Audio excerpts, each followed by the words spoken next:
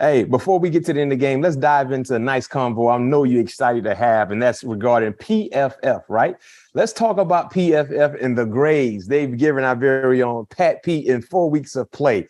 So what we're going to do is we're going to break this thing down week by week, right? It's 4 weeks already that has been played. In week one, I would assume this 55.8 rating defense, that's in total defense, I guess. They gave you that's overall defense. So overall defense, they gave you first week a 55.8. Run defense, they gave you an 80.9. Tackling, they gave you a 78.7. And coverage, they gave you a 50.5 coverage. So in week one, 4 receptions allowed on 6 targets for a total of 51 yards. So in week two, they gave you a better grade. That's what gets me sometimes. 5. Because I clearly was in cover 2 in a couple of those. I know exactly. In week one? Right. Okay. But keep going. Okay. So week 2, they gave you a better overall defense grade, 63.5. Run defense, 75.3. Tackling, it went down based on their rating, 52.6. Coverage, it went up to 59.6. 1 reception allowed on 1 target for 13 yards. So you got targeted once, you allowed 1 reception.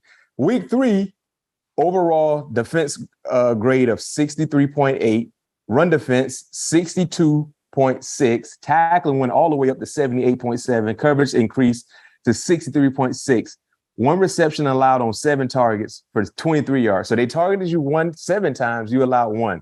And this past ball game against the Saints, your best defensive overall grade thus far, 72.4, your run defense 64.2, tackling 76.6, coverage increased as well, 72.6, 3 receptions allowed on 6 targets for 33 yards. So far this season, on 20 targets, Pat P has allowed 9 receptions for 120 yards, 0 touchdowns, a passer rating of 64.6 when targeted. So you're rated as the 40th graded corner.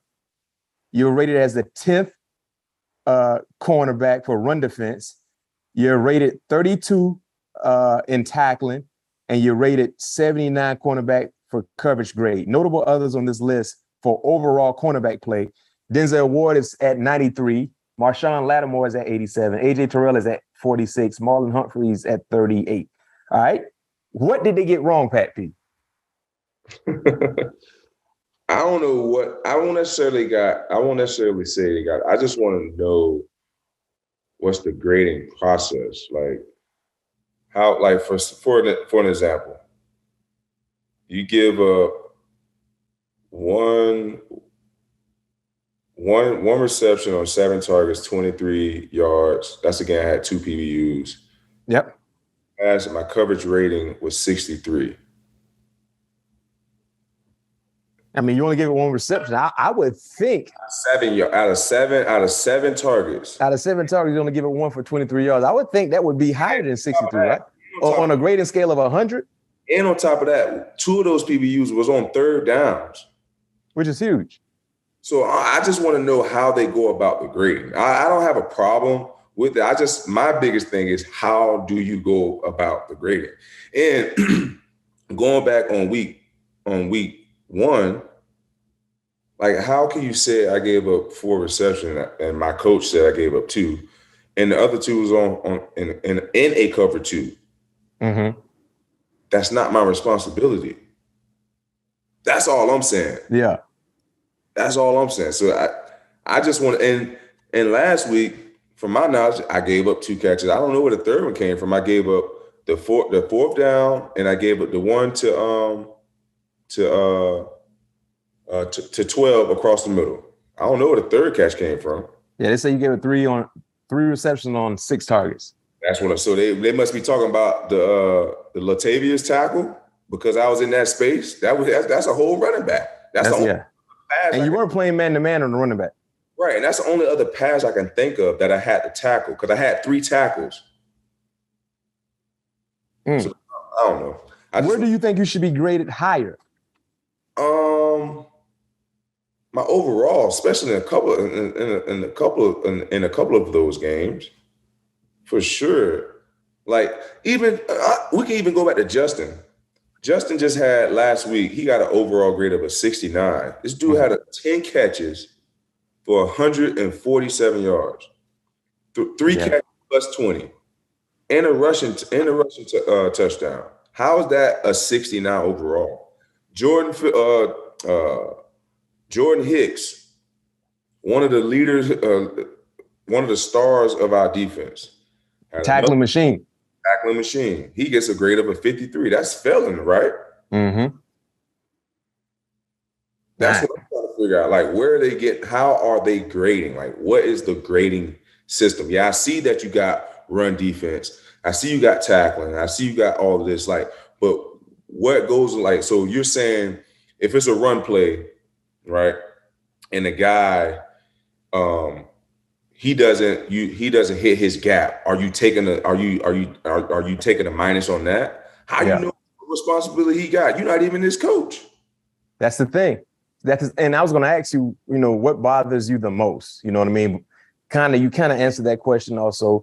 And do you have an issue with the way the fans or the media use these stats sometimes to label a player, the way GMs use these stats when it comes to free agency, all of that, right? That you feel some type of way, right?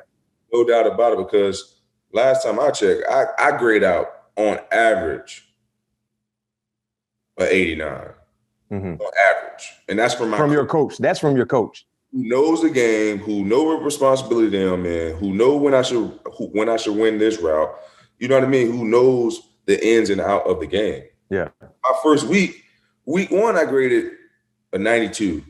Mm-hmm. Week 2, I graded an 80, I think an 80, 87, because I missed I think I missed one tackle in that game. Because my coach. Well, week 1 from PFF, they gave you a 55. Right. But that's what I'm saying. That's a whole 30% off. No question. No question. Hey, Pat P, do you think there's any chance they knock your grades personally because you speak out against them? Yeah, at this point, I don't even care. I just wanted to be done right. I'm sure other guys won't saying the same things. I just have questions on how are they grading. I'm not knocking the pro football focus, because you want clarity on how they're grading people. Like you just alluded to, everybody look at this as the Bible. GMs are looking at, let's see how pro football focus rate this guy in free agency. Then we see how we want to pay him or how we want to go about our business, which I don't think is a right. If you're gonna put something out, let's put it out the right way, or at least have some people that have some knowledge of schemes, knowing what certain players have to do, be in the grading process. And talking about your teammate Justin Jefferson, PFF, they have him ranked the 34th best wide receiver this season. 34. He had 2 quiet weeks. I think, week 2 and week 3. But I don't think he's the 34th best receiver in the game. I think if you were to ask 10 football fans that question, all 10 would say he's not the 34th best wide receiver. Over Justin right now? Say it again? You mean to just tell me you're going to take 33 other receivers over Justin? No, you're not doing that. You're not doing that. And for the people that probably came up with that ranking for PFF, I'm pretty sure they play fantasy football. They won't take 33 wide receivers over Justin to be on their fantasy team. Right. Right. So I don't, but like you said, it's more about getting clarity on what they're grading, how they're coming up with their grades, how they're understanding and knowing the scheme of things from both sides of the football to be able to give the best sound, honest grade as possible. But hey, Pat P, at least they're saying overall they have you the 40th graded corner in the in the NFL right now. So I mean, I'm trending. And they got Denzel, they got Marshawn Lattimore, who's been in his bag. He 87. AJ Terrell, who's been in his bag, he's 46. Friend of the show, had him on the show some months ago. So, hey, I'm pretty sure there are a lot of other players, current players, have the same concerns, questions that you have, Pat Pete. But with that being said, let's see exactly what they have for next week and the week after that. And we will continue to monitor this too as well, PFF. So don't think we just one and done. We're going to keep paying attention, see what you guys doing.